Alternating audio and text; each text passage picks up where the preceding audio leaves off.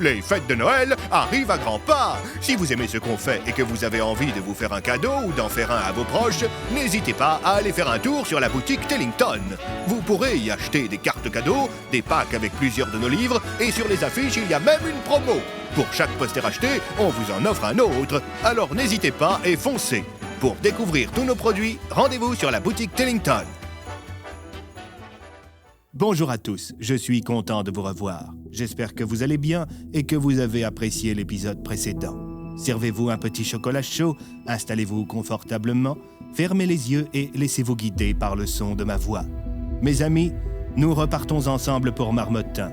Soyez les bienvenus dans le 17e chapitre de cette Super Flame Story.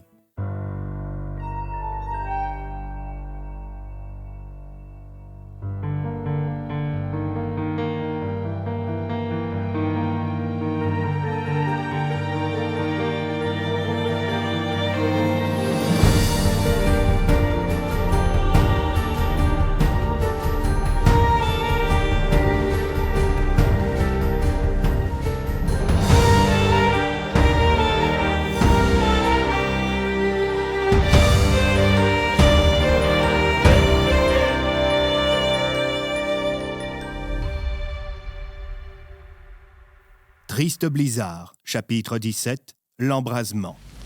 Les pompiers avaient beaucoup de mal à éteindre l'incendie. Ils avaient beau asperger en permanence la maison, les flammes semblaient revenir inlassablement. « J'ai jamais vu un feu pareil !» lança un pompier volontaire au commissaire Tassier. « Moi, j'ai déjà vu quelque chose comme ça !» répondit un autre qui déroulait un tuyau. « Avant, je bossais à Castel-les-Pins et il y a eu un incendie dans une usine chimique. Ça ressemblait un peu à ça. À la seconde où on arrêtait d'arroser, il reprenait de plus belle tellement il y avait de combustible. » Le commissaire s'empara de sa radio. « Josie, vous pouvez demander à la caserne de Castel-les-Pins s'ils peuvent nous envoyer des pompiers, des gars spécialisés dans les risques chimiques si possible. » « Je m'en occupe. Autre chose où je peux retourner me pioncer. »« Non, ça ira. À demain, Josie. » Bon courage, commissaire. »« Attention, on a un retour de flamme !» hurla un pompier alors que le feu reprenait de plus belle. L'incendie était encore loin d'être maîtrisé. Bientôt, un couple de vieillards débarqua sur les lieux. « Désolé, mais vous ne pouvez pas passer, c'est trop dangereux !» s'exclama un policier qui bloquait les accès. « Ok, si, on passe !» répondit Camélia, en invoquant sa porte, sous les regards choqués des riverains. « Tu viens, Cornelius ?»« J'arrive, ma chère, j'arrive !» Quelques secondes plus tard, la porte de Camélia disparut, et elle refit son apparition juste derrière le commissaire Tassier. « On peut vous aider, commissaire ?» demanda Cornelius, en ressortant de la porte de son épouse avec un livre magique. « Ce n'est pas de refus !» répondit le chef de la police. Les deux vieillards ouvrirent leurs livres et se mirent à lire des incantations en langue ancienne. « Impere matar fuego, kere yuva shesholaim. Impere matar fuego, kere yuva shesholaim. » Soudain, alors qu'il neigeait à gros flocons, le tonnerre gronda, et bientôt des nuages noirs s'amoncelèrent juste au-dessus de la maison. Quelques secondes plus tard, un énorme déluge s'abattait sur la bâtisse en flammes. « Ça marche! L'incendie perd en intensité !» cria le chef des pompiers. « Allez les gars, on envoie la sauce, on éteint ce gros bâtard !» Le ministre fixait le feu de sa cheminée, en affichant un visage fermé. Il était assis dans un fauteuil avec un verre de vin rouge. À quelques mètres de lui, posé sur une commode, un vieux poste radio diffusait un air d'opéra. Sur sa table basse, une pile de documents. Juste à côté, un téléphone. Il avait fait préparer un bon repas qui attendait sur la table de la salle à manger, ce après quoi il avait congédié ses domestiques. Soudain, son téléphone se mit à sonner. Il se jeta dessus. « Oui, Cobalt ?»« Nous arrivons, monsieur. »« Parfait. À tout de suite. » répondit le ministre avant de raccrocher. Il se précipita vers sa porte d'entrée et bientôt, ses vitres furent transpercées par la lueur des phares de 3 véhicules. 2 blindés de la DPA prenaient en sandwich une berline noire dont sortit Cobalt. L'agent fit le tour du véhicule et ouvrit la porte arrière à ses 2 prestigieux passagers. Sortit alors de la voiture un premier homme qui portait un magnifique costume bleu marine. Il fut suivi par un second portant le même genre de tenue mais avec beaucoup plus de décoration. « Par ici, messieurs !» lança Cobalt en montrant la direction aux 2 prestigieux invités du ministre.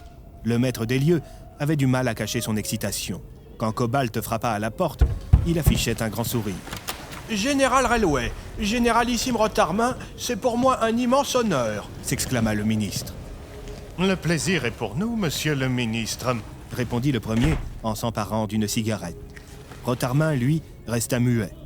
Il balaya de haut en bas son hôte de son regard aussi dur que charmeur. Si vous voulez bien me suivre, Lança le ministre. le repas est déjà prêt. J'ai fait congédier mes domestiques pour être sûr que notre entrevue demeure privée. Puis-je fumer à l'intérieur? Demanda Railway avant de s'asseoir. Non. Répondit sèchement Cobalt. Allons, Cobalt, ne soyez pas aussi rabat-joie. Lança le ministre d'un ton autoritaire. Généralissime Rotarmin, je vous offre un verre de vin. L'intéressé tendit son verre sans dire le moindre mot. Railway tira sur sa cigarette.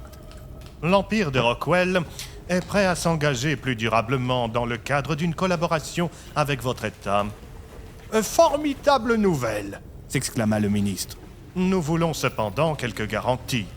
Mais certainement, avez-vous quelque chose en tête? Demanda le ministre en servant une cuisse de poulet à son invité. Montrez-nous que vous êtes capable de contrôler pleinement la situation. Pour l'instant, à part des discours et quelques armes terrariennes, nous n'avons pas assez de choses pour vous jauger. Figurez-vous que nous avons justement planifié une vaste opération. Rotarmin but une gorgée de vin rouge et reposa son verre avant de plonger son regard dans celui de son hôte. Il faut parfois savoir se lancer, monsieur le ministre. Nous irons plus loin quand vous irez plus loin. Le ministre était perturbé par le comportement du numéro 2 du régime rockwellien. Il était certes très charismatique, mais il ne s'attendait pas à ce qu'il parle aussi peu. Il avait l'air très sûr de lui et son intonation était très claire. « Montrez-moi de quoi vous êtes capable, sinon vous n'êtes rien. » Le ministre sourit. Il se tourna vers Cobalt.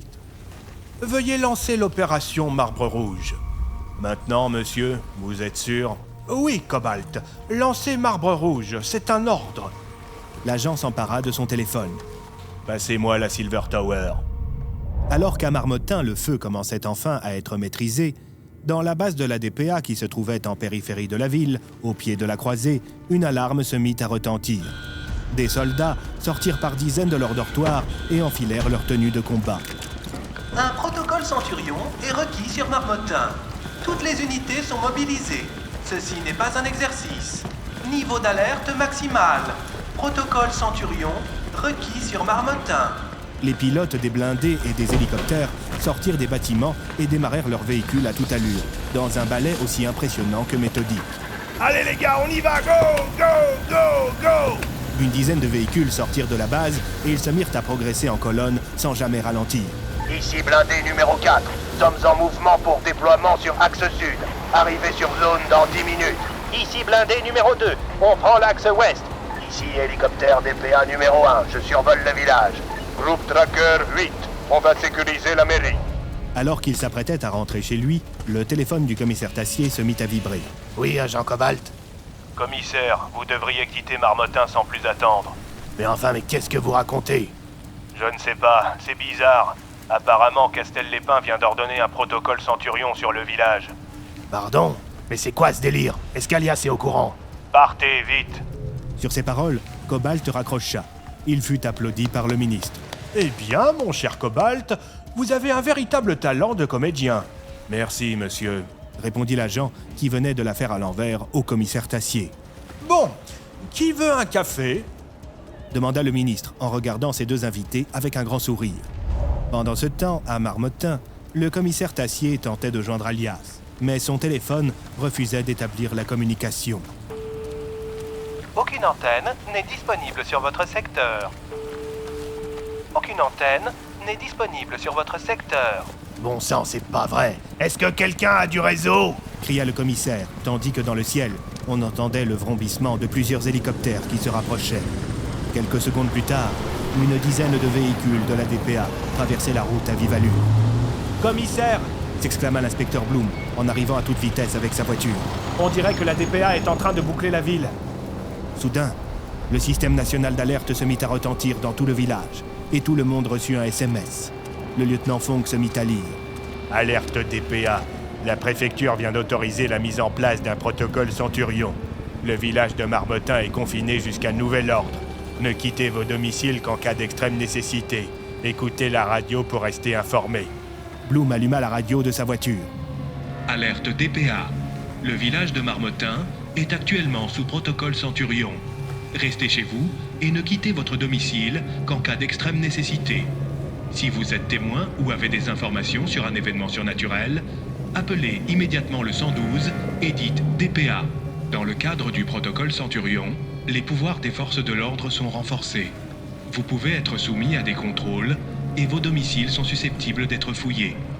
La vigilance de chacun fait la sécurité de tous. C'était un message de la DPA. C'est quoi cet immense bordel? S'insurgea l'inspecteur Bloom, tandis qu'une petite Jeep noire portant le logo de la DPA arrivait à toute allure au niveau du commissaire Tassier. Le conducteur Pila. Commissaire Tassier? Lança un soldat en descendant du véhicule. Oui, c'est moi. Le militaire se précipita vers le chef de la police et lui tendit une lettre. De la part d'Alias, monsieur. Le commissaire s'en saisit et le militaire remonta dans sa Jeep et repartit aussi vite qu'il était venu. Tassier ouvrit la lettre.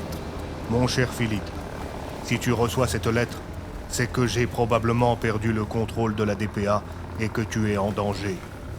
Cela vaut aussi pour l'inspecteur Bloom et pour nos amis propriétaires de portes. Nos ennemis manœuvrent dans l'ombre depuis des mois. Ils ont tissé une toile mortelle tout autour de nous. Mais moi aussi, je manœuvre depuis des mois avec l'aide d'Andrew et de Talion. Nous entrons en résistance, mon ami. Des heures sombres se profilent devant nous, et le mal qui rampe à notre affût ne reculera devant rien pour nous mordre. Ne fais confiance à personne. Ils veulent nous éliminer. Détruis ce message quand tu l'auras lu. À jamais ton ami, Alias. Le commissaire serra des poings et afficha un visage grave. Il se mit à fixer l'inspecteur Bloom, qui comprit que quelque chose n'allait pas. Ce dernier s'approcha de son ami. « Un problème ?» Tassier ne répondit pas. Il se contenta de donner la lettre à l'inspecteur, qui la lut à toute vitesse avant de se jeter sur sa voiture. « Je vais chercher Emma et les enfants !» cria-t-il avant de rouler en boule la lettre et de la laisser tomber par terre. Le commissaire Tassier la ramassa et la jeta dans les restes du brasier qui dévorait la maison. Hé, Camélia, Cornelius, vous ne devriez pas rester ici. Lança le commissaire aux deux vieillards qui le regardèrent d'un air inquiet. Une longue, très longue nuit venait de débuter.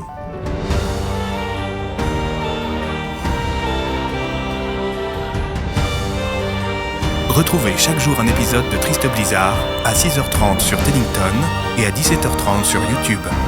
Les liens sont dans la description.